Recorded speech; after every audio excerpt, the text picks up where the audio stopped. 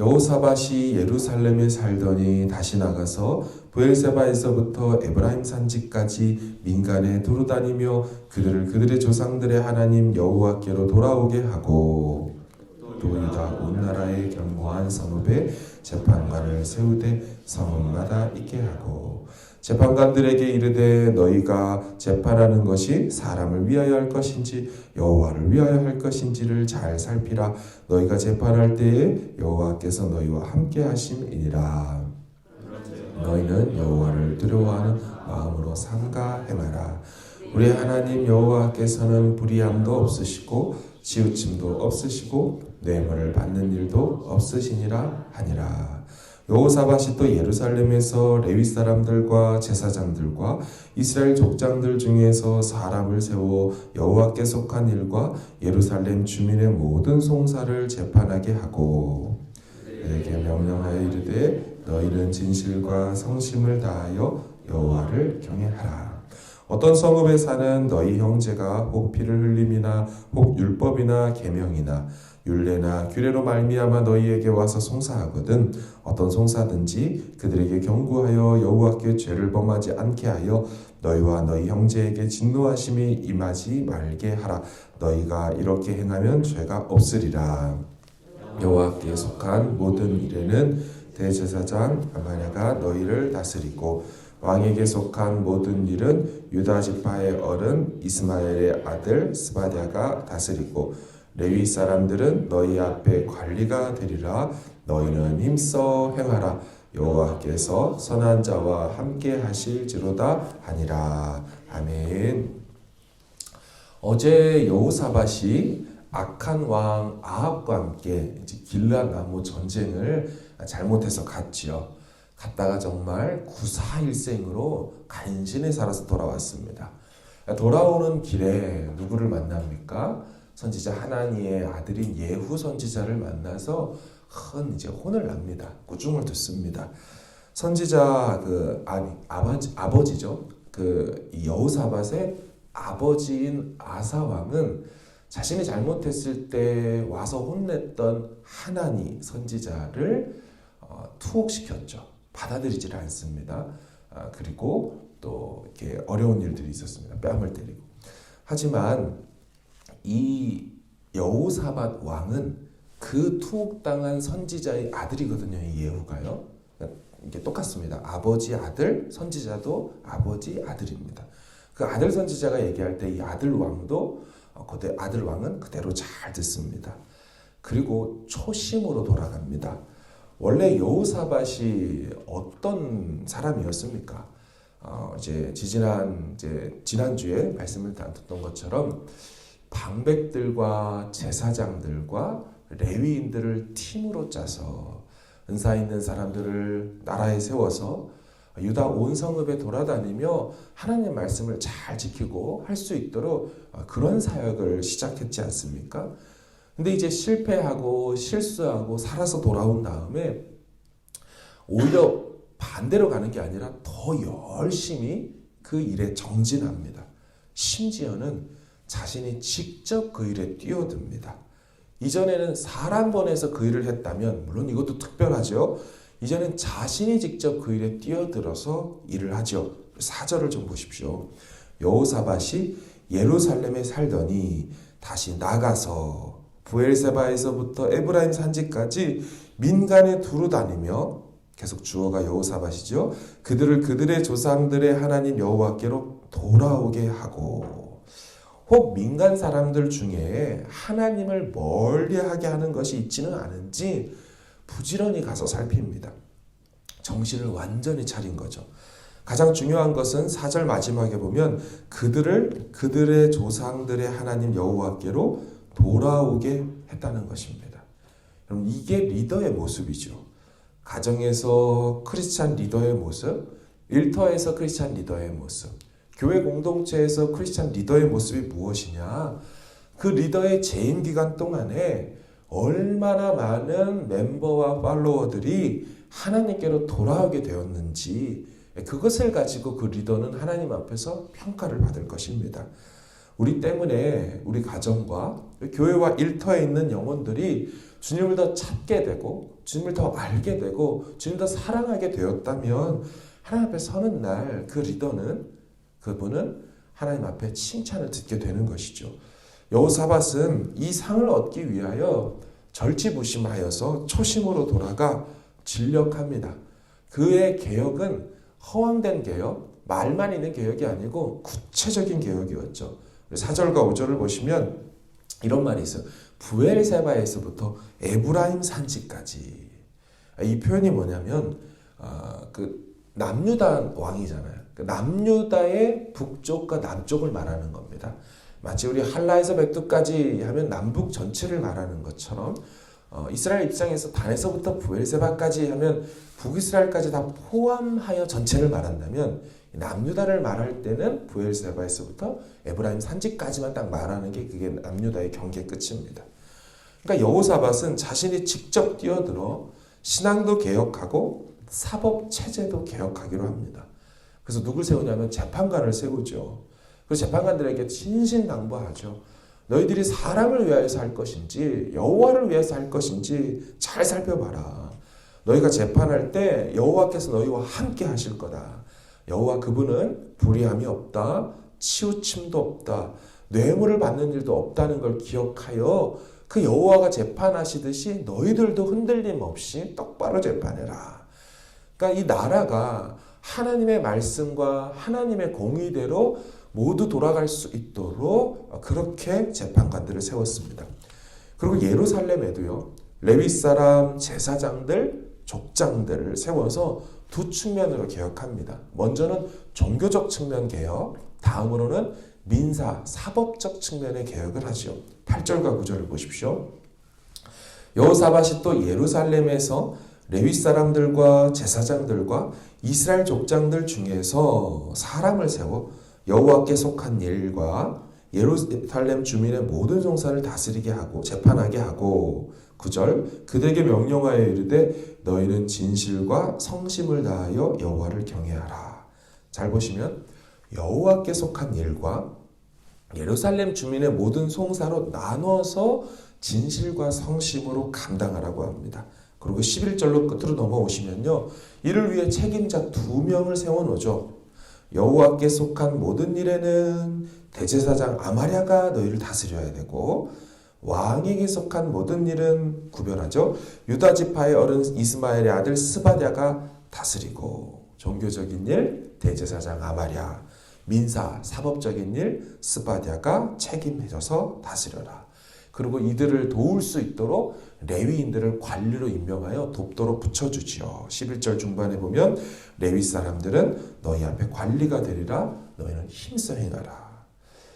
사랑하는 여러분, 여호사밧은 패전의 경험으로 배운 것이 있습니다. 나라를 부강하게 견고하게 세우는 것은 군사력의 증강이 아니라는 것을 깨달았어요. 나라의 안위는 힘써 여호와의 길로 행하는 것임을 그가 철저히 깨달았습니다. 아람 나라에게 졌으니 이제 우리가 부엘세바에서부터 에브라임 산지까지 군사력을 증강하자, 요새를 세우자, 군병력을 확보하자 이렇게 말하지 않습니다. 그는 실패를 통하여 이 나라를 지킬 수 있는 방법이 뭐냐? 이 나라 주님의 나라. 이제 내가 직접 나서야 되겠다. 부엘세바와 에브라임 산지까지 친히 다니며 백성들로 하여금 더욱 말씀에 순종하고 하나님 백성답게 살도록 해야겠다. 혈맥 끝까지 하나님 말씀대로 통치해야겠다. 그게 이 왕의 리더의 다짐이었어요.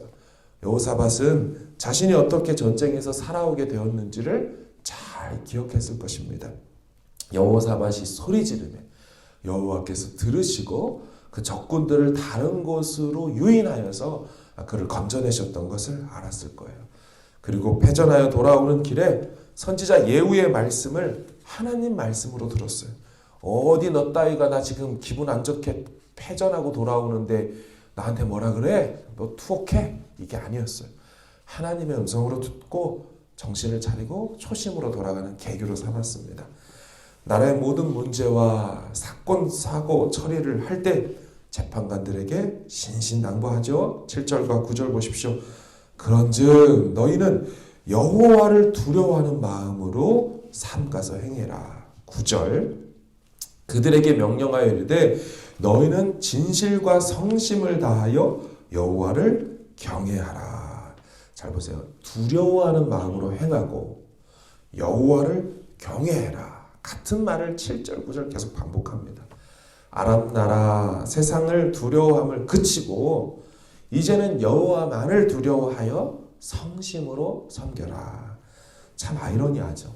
나라를 방비하고 강대국으로 나아가는 길이 누가 봐도 군사력이고 경제력 같은데 여러분 성경은 절대로 그렇게 해서 나라가 강해진다고 안 해요. 절대로 그렇게 해서 그 인생이 서고 강력해진다고 말하지 않아요. 시편 127편에 보면 이런 말이 있어요. 잘 아시는 말씀입니다. 여호와께서 집을 세우지 아니하시면 세우는 자의 수고가 헛되고 여호와께서 성을 지키지 아니하시면 파수꾼의 깨어 있음이 헛되도다. 너희가 일찍 일어나고 늦게 누우며 수고의 떡을 먹음이 헛되도다. 전도서를 보는 것 같지 않습니까? 전도서 같은 시편이에요. 잘 보시면 1절과 2절에 3번에 반복하여 헛되며 헛되도다 헛되도다. 역시 127편은 솔로몬의 시가 맞습니다.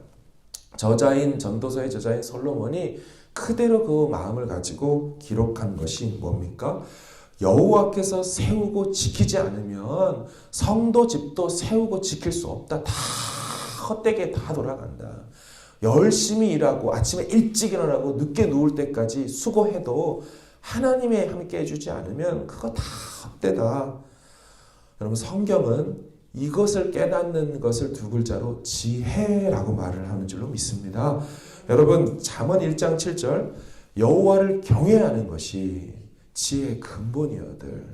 미련한 자는 이 지혜와 훈계를 멸시한다. 하나님을 두려워하는 것. 하나님이 해주지 않으면 큰일 나지. 하나님이 지금 역사해주지 않으면 다 되는 것 같아도 아무것도 안 돼 하는 그분에 대한 두려운 마음. 하나님은 그래서 두려워하기 때문에 나오는 모든 신앙인의 태도, 행동, 그래서 기도하게 되고 하나님을 더 의지하게 되고 하나님 앞에서 삼가 행하고 조심히 행하고 오늘도 그렇게 살면 되나? 우리 가정이 이렇게 하면 되나? 하는 그런 마음으로 하는 모든 것들, 거기로부터 나오는 것들이 다 지혜의 행동이고 지혜의 태도다. 이게 성경이 말하는 것이에요. 여러분 여호수아가 어떻게 가나안 7족속들을 다 몰아내고 진멸했습니까? 하나님께서 그를 부르신 다음 리더로 세우고 무엇을 요구하십니까? 야 이제 너 들어가면 이제 엄청난 전쟁할 거야. 넌 처음부터 막 여리고 무너뜨려야 되고 대단한 일을 해야 돼. 그러니 여호수아야 칼 잘 갈아놔라. 군사력을 증강시켜놔라. 병법을 익혀놔라. 절대로 이렇게 말하지 않죠. 강하고 담대하라 라고 말을 해요. 여러분 중요합니다. 강하고 담대하는데 그들이 두려워서 강하고 담대하는 게 아닙니다. 또 그 다음 절 7절을 보면은 1장 7절을 보면 여호수아 오직 강하고 극히 담대하여. 도대체 뭐 하자고 강하고 담대해야 될까요? 나의 종 모세가 내게 명령한 그 율법을 다 지켜 행하기 위하여 강하고 담대해야 된대요. 이 율법책을 내 입에서 떠나지 말게 하고 주야로 그것을 묵상한 대로 다 지켜 행하기 위하여 너는 강하고 담대해야 된다는 거예요. 지금 강하고 담대해야 될 것이 적이 아닙니다. 말씀을 지키지 못하도록 만들고 말씀대로 살아가면 죽을 것 같은 그 두려움을 이겨내라는 거예요. 그럴 때 네가 승리할 수 있을 것이다 라는 거죠. 여러분 눈앞에 적군이 있습니다. 전세가 불리해요. 딱 봐도 싸우면 집니다. 우리 편? 이거 오합지졸입니다.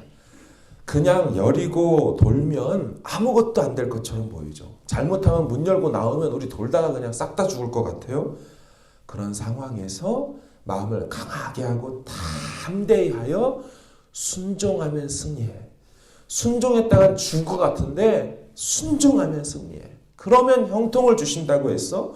순종하면 평탄하게 될 것이라고 했어. 이 말씀 목숨 걸고 지켜야 돼. 이러려고 하나님 부탁하시고 명령한 게 야, 너 강하고 오늘도 담대할 것이 있는데 이것 때문에 강하고 담대해야 되는 거야. 여러분, 맞습니다. 말씀대로 살다가 손해보고요, 믿음으로 살다간 앞길 다 막히고 망할 것처럼 보이죠. 피곤한데 새벽에 나와 기도했다가는 오늘 다 망칠 것 같아요. 잠도 부족하고 시간도 없는데 하루를 말씀으로 시작했다간 회사도 늦고 집안일도 말이 안 될 것 같아요. 그러나 여러분, 그렇지 않아요. 인생을 길게 보셔야죠. 그렇게 살아갔던 그 신앙 인물들을 보시고 또 그렇게 살았을 때 어떻게 하나님께서 함께 하실지 약속의 말씀 봐서 우린 끝까지 어떤 상황 때문에 하나님 앞에서의 그 무엇을 포기하는 일이 없이 믿음으로 이 길을 걸어가야 하는 줄로 믿습니다. 여러분, 성경이 스스로 자증해요. 스스로 증명해요. 매일 주님 의지하고 순종하고 말씀 묵상하고 기도하며 엎드려 봐라. 그러면은 죽을 것 같으냐? 절대로 그렇지 않다.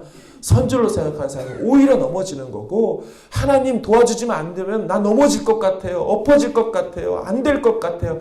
그렇게 깨어있는 사람, 내가 그 사람을 진짜 붙들어서 세워준다. 그 사람의 길이 형통하고 평탄하게 된다. 이 지혜를 가지고 순종할 담력을 얻으셔서 날마다 주님의 형통과 승리를 누리는 광명의 모든 식구들 되기를 주의 이름으로 축원합니다. 우리 같이 기도하기를 원합니다. 여러분, 이 앞에 서 있는 목회자나 어떤 일을 하든지 일터에 가서 일하시는 분이나 무슨 일을 하든지 이 원리는 똑같습니다.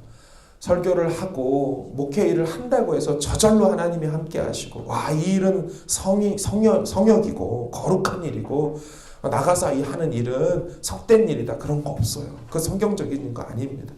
무슨 일을 하든지 이 같은 마음으로 하나님 도와주십시오. 하나님 일하여 주십시오. 나는 하나님을 경외하고 하나님이 두렵습니다. 기도하지 않고 어떤 일도 하지 않고 하나님 의지하지 않고 어떤 일도 하지 않겠습니다. 여러분, 의지한다라고 말하는 게 중요한 게 아닌 거 우리 다 아시잖아요. 그래서 새벽에 나오셨죠. 아침을 그렇게 이렇게 시작하죠. 중요한 것은 내 머릿속으로 하나님을 의지한다는 게 아니라 내 입술로 의지한다는 게 아니라 정말 그 자리에 나와 엎드리냐는 거예요. 엎드리는 시간이 있냐? 정말 가족을 위하여, 교회를 위하여, 공동체를 위하여 내 시간을 들여서 찾아가거나 아니면 위해서 기도하느냐? 그걸로 진짜 의지하냐는 거지, 말로 의지하고 말로 뭐 하는 건 누구든지 다 할 수가 있습니다.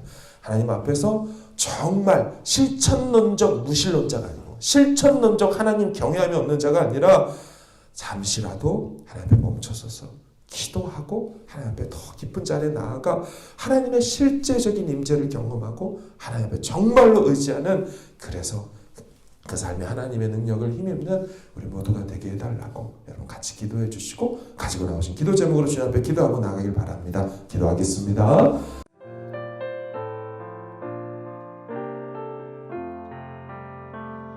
대산을 넘어 험곡에 가도 이 가운데로 걸어가면 주께서 항상 지키시기로 약속한 말씀 변치 않네.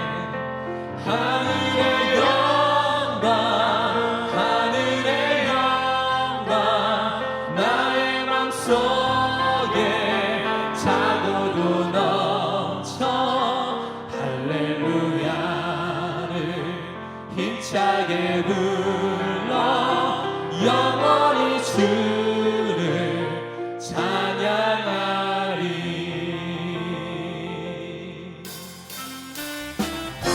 우리 같이 박수 치면서 가사를 생각하며 하나님을 찬양하겠습니다.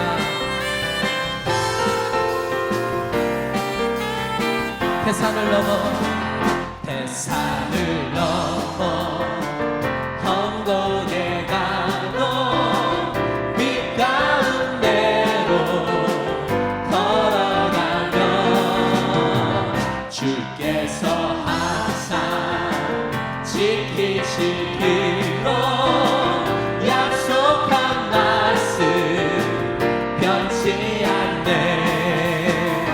하늘의 영광, 하늘의 영광,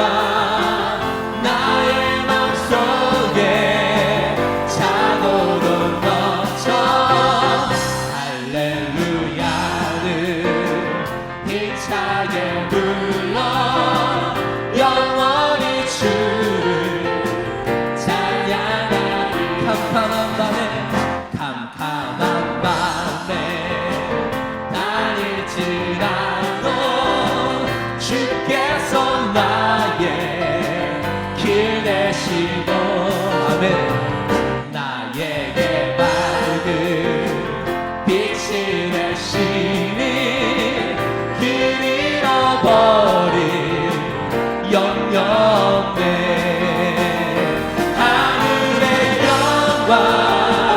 하늘의 영광 나의 맘속에 차고도 넘쳐 할렐루야를 힘차게 불러 영원히 주를 찬양하리 광명한 그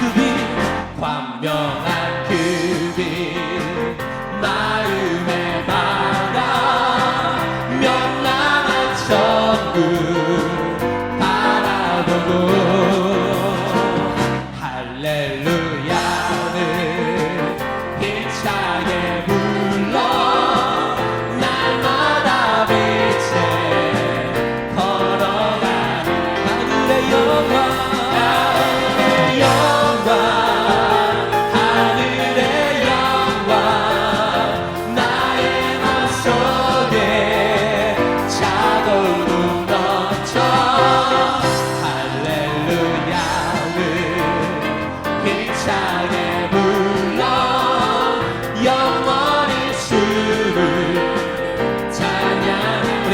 다시 한번 광명한 그 빛 마음에 받아 명랑한 천국 바라보고 할렐루야를